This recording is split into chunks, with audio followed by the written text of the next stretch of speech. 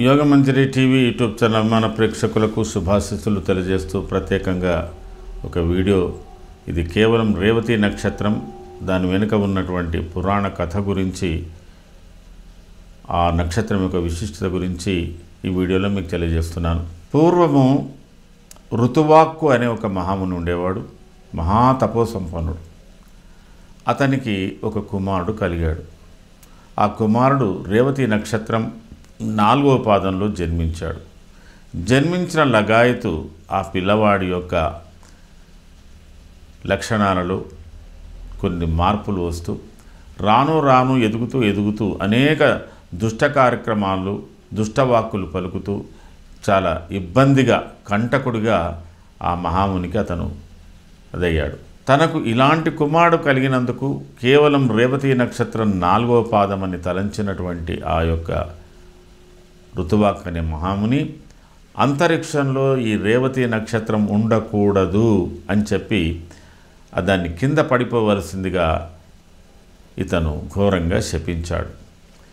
మునిశాపానికి గురైనటువంటి ఆ రేవతి నక్షత్రం కింద పడిపోయి ద్వారకా నగరం దగ్గర ఉన్నటువంటి కుముదం అనేటువంటి ఒక కొండ మీద ఆ రేవతి నక్షత్రం పడిపోయింది.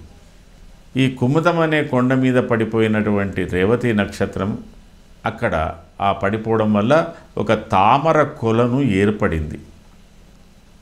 మంచి సరస్సు, నీటి సరస్సు ఏర్పడింది.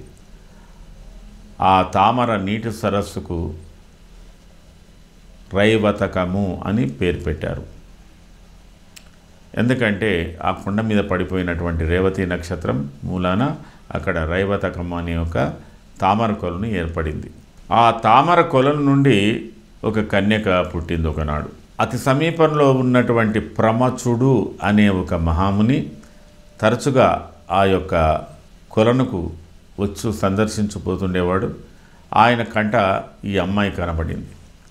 ఆ అమ్మాయిని చేరదీసి పెంచి పెద్ద చేశాడు. ఆ అమ్మాయికి రేవతి అనే నక్షత్రం కూడా పెట్టాడు. ఎందుకంటే రైవతకం అనే తామర కొలను నుంచి ఆమె లభించింది కాబట్టి రేవతి అనే పేరు పెట్టి పెంచి పెద్ద చేశాడు. ఆమె యుక్త వయస్సురాలైంది. అయితే ఆమెకు వివాహం చేయదల్పించాడు ఈ ప్రమచుడు. అక్కడే సమీపంలో ఒక రాజ్యమేలుతున్నటువంటి దుర్దముడు అనే మహారాజుకు తన ఆ పిల్లనిచ్చి పెళ్లి చేయాలనుకున్నాడు.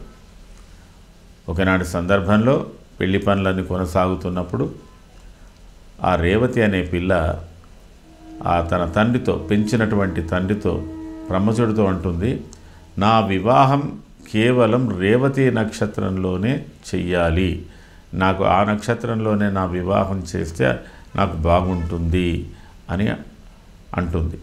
అప్పుడు ప్రమచుడు అంటాడు కదా, ఆకాశంలో రేవతి నక్షత్రం లేదు, అయినా చంద్ర సంయోగము లేని నక్షత్రాలను శుభకార్యాలకు పనికిరాదు, కాబట్టి చంద్ర సంయోగం ఉన్నటువంటి నక్షత్రాలు చాలా ఉన్నాయి, అందులో ఒక నక్షత్రంలో నీ వివాహం చేస్తాను అని అంటాడు.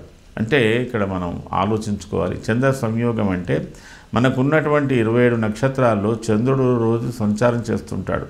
అశ్వని, భరణి, కృతిక, రోహిణి. ఆ చంద్ర సంచారంతో జరుగుతున్న నక్షత్రమే మనకు గణనీయమైంది, శుభకరమైంది, విశిష్టమైంది.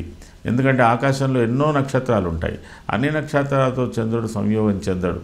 అలాగా చంద్ర సంయోగం ఉన్నటువంటి నక్షత్రాలు 27 ఉన్నాయి. అయితే అప్పుడు శాపగ్రస్తుడైన రేవతి నక్షత్రం అక్కడ లేదు కాబట్టి నేను రేవతి నక్షత్రంలో వివాహం చెయ్యను, వేరే నక్షత్రంలో చేస్తాను అని ఈ ప్రమదుడు అంటాడు. అప్పుడు ఆ రేవతి నక్షత్రం, ఆ పిల్ల ఏమంటుంది, ఎవరో కాదు నేనే రేవతి నక్షత్రాన్ని నీ తపోబలం వల్ల, నీ శక్తి వల్ల ఎలా అయితే రేవతి నక్షత్రాన్ని కింద పడవేశావో అలాగే ఆ రేవతిని మళ్ళీ అక్కడ ప్రతిష్ఠించు అంటుంది ఆ అమ్మాయి. ప్రతిష్ఠించు అని అంటుంది అమ్మాయి. తిరిగి తన తపోశక్తి చేత ప్రమచుడు ఆ యొక్క రేవతి నక్షత్రాన్ని అక్కడ ప్రతిష్ఠిస్తాడు. ఆ తదనంతరం చంద్ర సంయోగం తర్వాత తన అమ్మాయికి ఆ రేవతి నక్షత్రంలోనే ఈ యొక్క దుర్దముడితోటి వివాహం చేస్తాడు. రేవతి నక్షత్రయుక్త లగ్నంలోనే ఈ యొక్క వివాహం చేస్తాడు. ఆ విధంగా ఆ యొక్క రేవతి అనే కన్యకు, దుర్దముడు అనే యొక్క మహారాజుకు కొంతకాలానికి ఒక కొడుకు పుడతాడు. అతనే రైవతుడు. అతడు కొంతకాలానికి రాజ్యాన్ని పరిపాలించి మనువుగా మారతాడు. ఆ మనువే మనకున్నటువంటి 14 మనువులలో ఆయన 5వ మనువు. అంటే ఇక్కడ మనం కాలాన్ని, ఇది ఒక పెద్ద కథ అండి. ఈ కాలాన్ని గణించడంలో మనం సంకల్పం చెప్పేటప్పుడు వైవస్వమనంతరే కలిగే ప్రథమ పాదే జంబూద్వీపే అని చెప్తుంటాం. అంటే ఏ మనువు కాలంలో ఉన్నాం మనం? 14 మనువులలో ఇప్పుడు మనం 7వ మనువు కాలంలో ఉన్నాం. దీనికన్నా మొదలు రైవతుడు అనేవాడు ఉండిండు, ఆ మనువు ఉన్నాడు, అతని కాలం నడిచింది.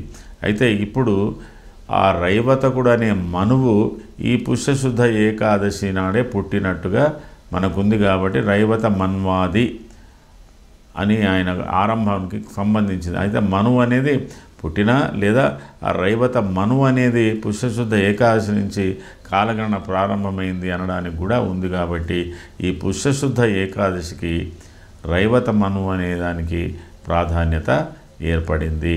ఇది రేవతి నక్షత్రానికి ఉన్నటువంటి ఒక చిన్న కథ.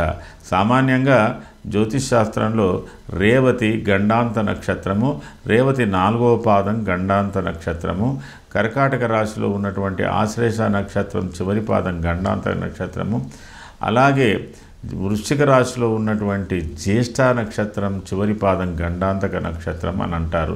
ఈ గండాంతక నక్షత్రాల్లో జన్మించిన వాళ్ళలో ఏదో ఒక ప్రత్యేకత ఉంటుంది, మంచైనా చెడైనా అనే కథకు ఈ కథ జోడించారేమని చెప్పవచ్చు.